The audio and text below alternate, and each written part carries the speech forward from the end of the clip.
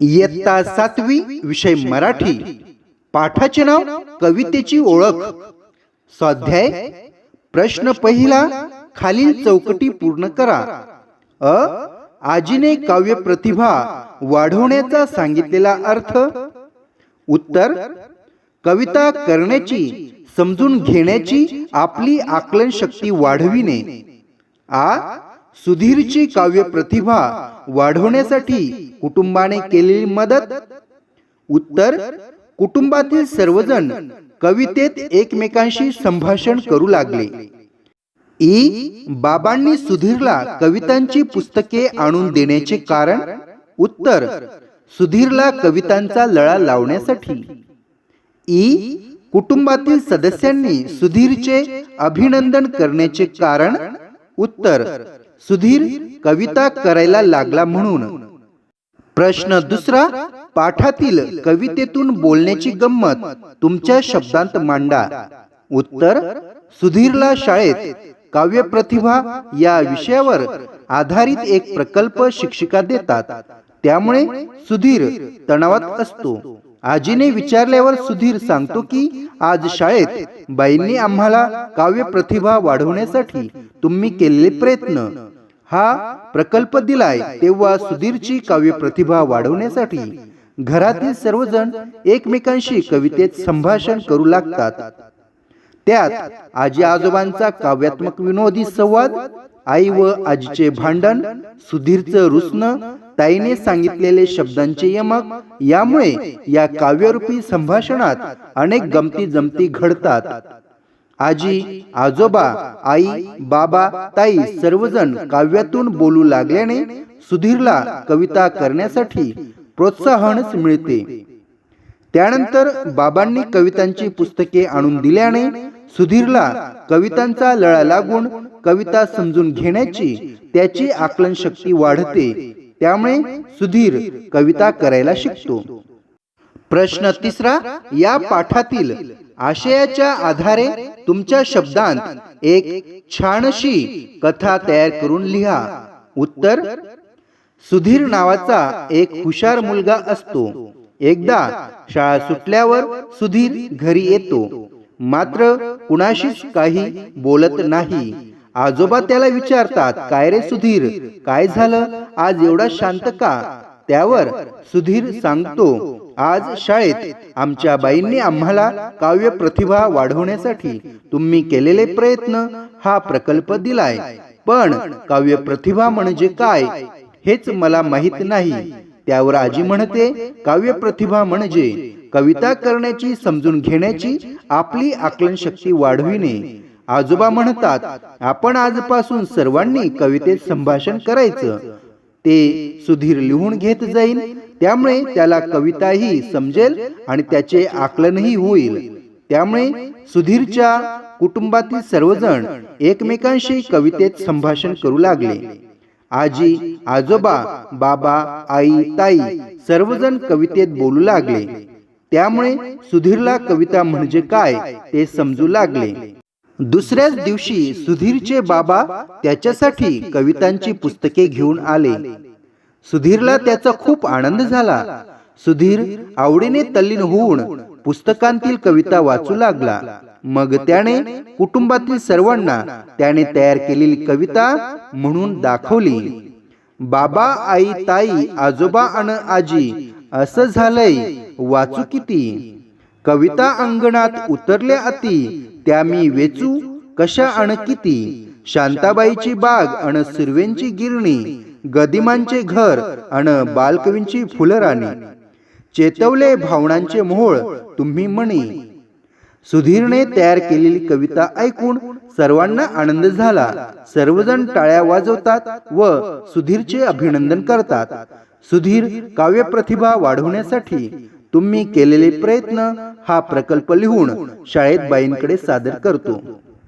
प्रश्न चौथा. आम्ही चित्र काढतो या विषयावर तुम्ही व तुमचे वर्गमित्र यांच्यातील संवाद कवितेच्या माध्यमातून सादर करा. उत्तर निलेश, बाईंनी सांगितले चित्र काढायला, चित्राचा विषय फुगेवाला, अन सांगितले रंगवायला, चला लागूया आपण कामाला. गणेश, पांढऱ्या कागदाची गरज आपल्याला, पेन्सिल लागेल चित्र काढायला, रंग खडू रंगांची उधळण करायला, लागा सारे साहित्य जमवायला. महेश, काढ सुरेख तू चित्र सुरेश, लाल हिरवा पिवळा नील रंग दे निलेश. सुरेश, रंगीबेरंगी फुगे, फुगे वाल्याचे सुंदर रूप, आवडेल हे चित्र बाईंना खूप. निलेश, गणेश, महेश, सुरेश एकत्र म्हणतात, जमलो आम्ही सारे मित्र, काढले सुरेख आम्ही चित्र, तुम्हा सर्वांना आम्ही सांगतो, आम्ही चित्र काढतो, आम्ही चित्र काढतो. प्रश्न 5वा, पाठातील कोणता काव्यसंवाद तुम्हाला सर्वाधिक आवडला ते सहकारण सांगा. उत्तर, मला पाठातील खालील काव्यसंवाद सर्वाधिक आवडला. सुधीर, बाबा, आई, ताई, आजोबा अन आजी असं झालंय वाचू किती, कविता अंगणात उतरल्या आती, त्या मी वेचू कशा अन किती. शांताबाईंची बाग अन सुर्वेंची गिरणी, गदिमांचे घर अन बालकवींची फुलराणी, चेतवले भावनांचे मोहोळ तुम्ही म्हणी. मला हा काव्यसंवाद आवडला कारण हा काव्यसंवाद म्हणजे सुधीरने तयार केलेली कविता होय. तसेच या काव्यसंवादात शांता शेळके, नारायण सुर्वे, गदी माडगुळकर, बालकवी या माझ्या आवडत्या साहित्यिकांची नावे देखील आली आहेत. कुटुंबातील सर्व सदस्यांनी सुधीरला कविता करण्यासाठी केलेल्या प्रयत्नांचे चीज झाले आणि सुधीर कविता करू लागला. कविता करता आली म्हणून त्याला झालेला आनंद या काव्यसंवादात दिसून येतो, म्हणून मला हा काव्यसंवाद सर्वाधिक आवडला. प्रश्न 6वा, खालील आकृती पूर्ण करा. पाठात आलेल्या साहित्यिकांची नावे. शांता शेळके, नारायण सुर्वे, गदी माडगुळकर, बालकवी. चर्चा करूया. तुम्हाला कविता करायला आवडत असल्यास तुम्ही त्यासाठी कोणते प्रयत्न कराल. उत्तर, मी विवा शिरवाडकर, बालकवी, बहिणाबाई, मंगेश पाडगावकर अशा साहित्यिकांचे कविता संग्रह वाचेन, पुस्तकांतील कविता वाचेल, यूट्यूबवर कवितांचे व्हिडिओ पाहणार, एखादा विषय ठरवून उदाहरणार्थ पाऊस, आई त्या विषयांवरील जास्त कविता वाचून त्या समजून घेऊन कविता तयार करणार. खेळूया शब्दांशी. खालील वाक्प्रचारांचा अर्थ चौकटीतून शोधून लिहा. अ, खो देणे, नकार देणे. आ, पाश सोडणे, बंधनातून मुक्त होणे. ई, हेका धरणे, हट्ट करणे. ई, भावनांचे मूळ चेतवणे, भावना जागृत करणे. खेळ खेळूया. अ, खालील कंसात काही म्हणी दिलेल्या आहेत. दिलेल्या वाक्यांशी संबंधित म्हण ओळखा व लिहा. म्हणी दिलेल्या आहेत. अति तिथे माती, आगीतून उठून फुपाट्यात पडणे, पळसाला पाणी तीनच, नावडतीचे मीठ अळणी, थेंबे थेंबे तळे साचे, कामापुरता मामा, गर्वाचे घर खाली. अ, फुशारकी मारणाऱ्याचा पराजय होतो, गर्वाचे घर खाली. आ, एखाद्याकडून काम करून घेताना गोड बोलायचे आणि काम झाले की त्याला सोडून द्यायचे, कामापुरता मामा. ई, सर्वत्र परिस्थिती समान असणे, पळसाला पाणी तीनच. ई, थोडे थोडे जमवून मोठा संचय करणे, थेंबे थेंबे तळे साचे. उ, एका संकटातून बचावणे व दुसऱ्या संकटात सापडणे, आगीतून उठून फुपाट्यात पडणे. उ, कुठल्याही गोष्टीचा अतिरेक हा वाईट असतो, अति तिथे माती.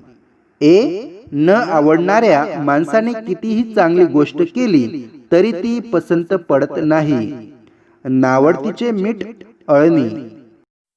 आ, खाली काही वाक्य दिले आहेत, त्यामध्ये एकच शब्द वेगवेगळ्या अर्थाने वापरला आहे. खालील वाक्य वाचा, त्यातील ठळकपणे दाखवलेल्या शब्दांचे अर्थ समजून घ्या. तुम्ही याप्रमाणे वाक्य तयार करण्याचा प्रयत्न करा. तर वाक्य दिलेले आहेत, याचप्रमाणे आपण देखील एकच शब्द वेगवेगळ्या अर्थाने असलेली वाक्य तयार करूया. एक, एक नावाडी नाव चालवत होता. मी त्याला त्याचे नाव विचारले. 2.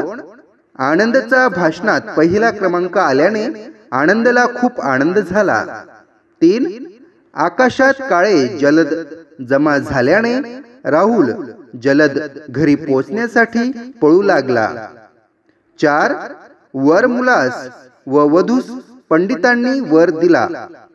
अशा प्रकारे पहिल्या वाक्यात एका नाव म्हणजे होडी आणि दुसरे म्हणजे त्या व्यक्तीचे नाव.